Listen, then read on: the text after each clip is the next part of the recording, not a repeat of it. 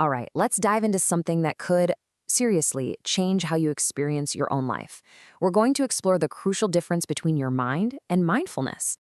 You know that feeling, right? When you're just completely taken over by an emotion.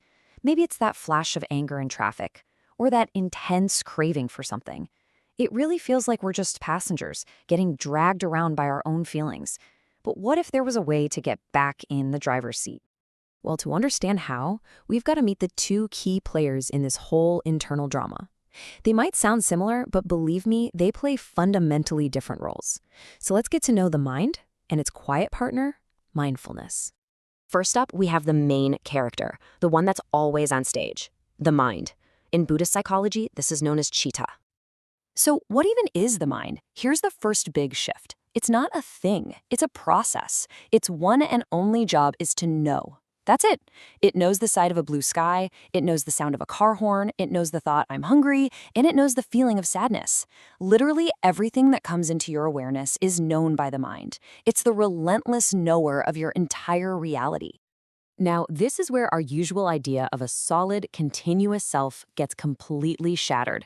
We tend to think our mind is this stable, constant thing, right? But it's actually much more like a candle flame. It looks like one steady flame, but in reality, it's a super fast process of arising and passing away moment after moment after moment. And that right there leads to one of the most profound insights in this whole teaching, the idea of non-self, or anatta. See, if the mind is just this rapid, flickering process, then there's no permanent, unchanging me sitting in there.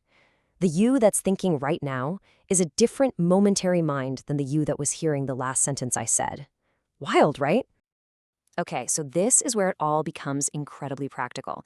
Instead of getting tangled up in a feeling and saying, I am angry, we can learn to shift our perspective to, the state of anger has arisen in the mind. That simple change in language reflects a huge change in understanding. Anger is no longer who you are, it's just a temporary event that the mind is knowing. So, if the mind is the non-stop knower, always busy with something, where does mindfulness fit into all this? Well, that brings us to our second key player, which is also known as sati. Mindfulness, or sati, is a totally separate function. This is so important. It's not the knower, it's the observer of the knower. Think of it as this amazing capacity we all have to simply watch what the mind is doing, what it's knowing, without getting involved, without judging it, and without trying to fix or change anything. It just watches.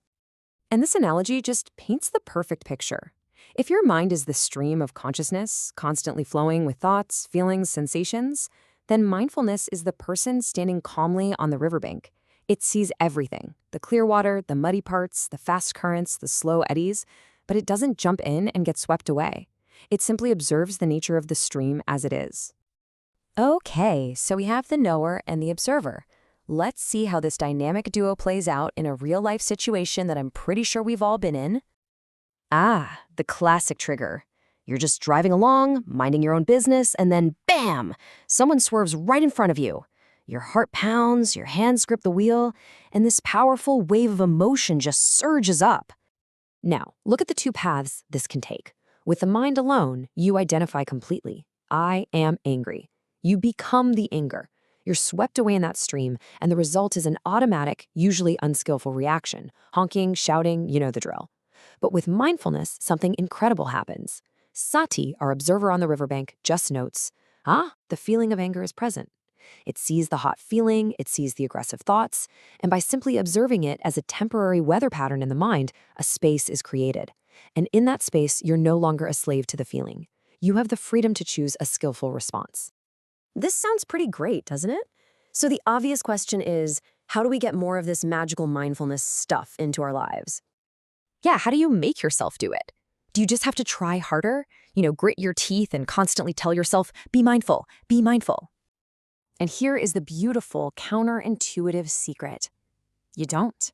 Trying to force mindfulness is like trying to grab a handful of water. The more you squeeze, the more it slips through your fingers. See, true mindfulness isn't something you do. It's something that arises all on its own when the conditions are right. Think of it like planting a tree. You can't force a tree to grow by pulling on its leaves. That would just kill it. Instead, you create the perfect environment. You give it good soil, water, and sunlight, and the tree grows naturally, all by itself. So what is that fertile soil? What's the most important condition for mindfulness to start flourishing? It's what we've been talking about this whole time. It's called right view. It's genuinely, deeply understanding that your mind is this flickering, impermanent process and not some solid, permanent you. When that understanding is the soil, mindfulness just starts to grow. And when it does, the benefits are, well, they're profound. This isn't just some abstract philosophy. This is about finding a very real, very practical kind of freedom from your own internal struggles. So why does this all matter? Because it leads to tangible changes. You start to suffer less from your own emotions because you're not clinging to them for dear life. You gain this incredible freedom because you're no longer a slave to every craving and aversion that pops up. You build a kind of mental immunity where life's ups and downs don't shake you as much. This all leads to calmer, wiser choices and, honestly, just a more peaceful and balanced life. So if you take one thing away today, let it be this. Your mind is the actor on the stage, constantly playing different roles: happy, sad, angry, calm. Mindfulness is the audience, watching the play unfold without jumping on stage and trying to take over the role. The real power, the real freedom, isn't in controlling the actor, but in realizing you can simply be the audience. And this understanding naturally leads to a pretty fascinating question. If your mind is the stream, and mindfulness is the observer on the bank, then who or what is aware of them both? And that, my friends, might just be the next step in your journey. Thanks for listening.